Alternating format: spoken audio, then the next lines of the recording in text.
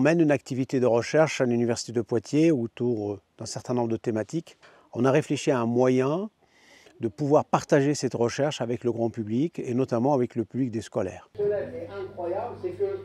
Alors pourquoi les scolaires? Parce que l'objectif, c'est de leur parler évidemment de la recherche d'une manière assez pédagogique, didactique, sur des thématiques diverses et variées, mais parler aussi des métiers, parce qu'on parle des métiers, et parler aussi du fait que l'université peut leur offrir pas mal de métiers possibles dans lesquels ils peuvent s'épanouir. On a 3 missions par an, on a fixé ça, dans différents pays.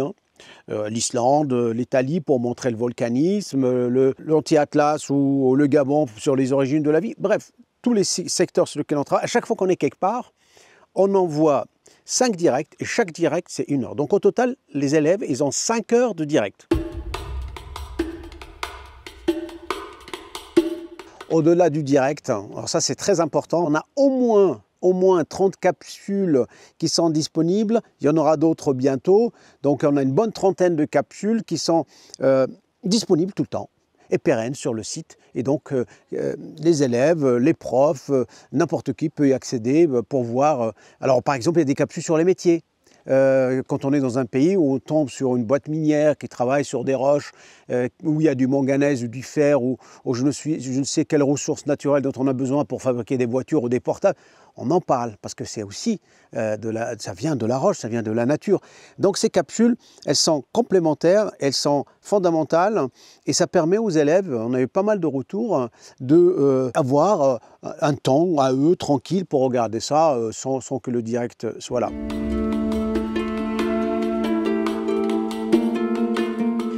Alors le projet a plusieurs vertus. La première, c'est que nous, on présente dans un intervalle de temps assez limité ce qu'on fait, pourquoi on est là, quelle est la question à laquelle on va répondre. Donc ils nous voient. Et puis derrière, c'est surtout leurs questions qui sont importantes. Donc c'est cet échange-là qui est pour nous très important pour qu'on puisse tenter et sentir les besoins des élèves pour pouvoir progresser. Alors, en général, les élèves sont vraiment très intéressés de voir en direct un chercheur, en plus un chercheur de l'Université de Poitiers. Donc nous, comme on est un collège situé à Poitiers, ça parle vraiment aux élèves et ça suscite des envies de découvrir plus de sciences auprès de ce jeune public. Donc c'est vraiment quelque chose qui leur plaît et qui les amène à se poser des questions sur les sciences et sur la démarche scientifique et les preuves scientifiques et le travail d'un chercheur, en quoi il consiste. Vous avez appris des choses? Oui, beaucoup de choses. Je ne savais pas forcément. Comme quoi? Comme les poules, que c'était des ancêtres, que les dinosaures étaient des ancêtres des poules.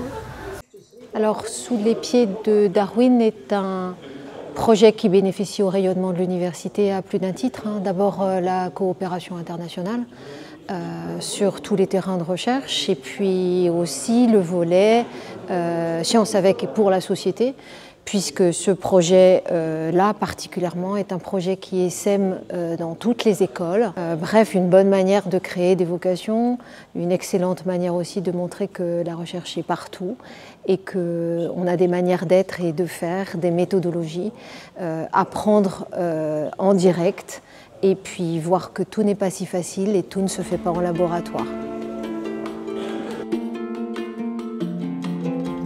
Ce qu'on a envie de faire, puisqu'on a maintenant pas mal d'avance, sachant qu'on est les seuls en France à faire ça, c'est d'intégrer les problématiques environnementales. Notre challenge à nous, c'est de pouvoir expliquer aux enfants, aux élèves, ce qui se passe au niveau de l'environnement sans créer de l'anxiété.